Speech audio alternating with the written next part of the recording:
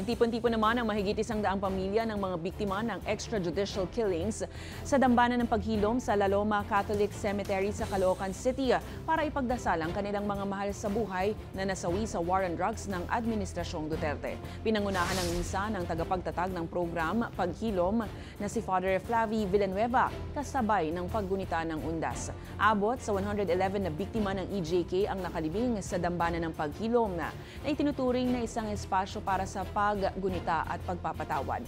Ayon sa mga pamilya, patuloy pa rin ang sakit at pakikibaka para sa katarungan. Misteryo ng hapis, misteryo ng pagkamatay, misteryo ng pagkabuhay. So dun sa tatlong misteryong yon, nakikita nila yung mismong buhay nila na dumadaloy.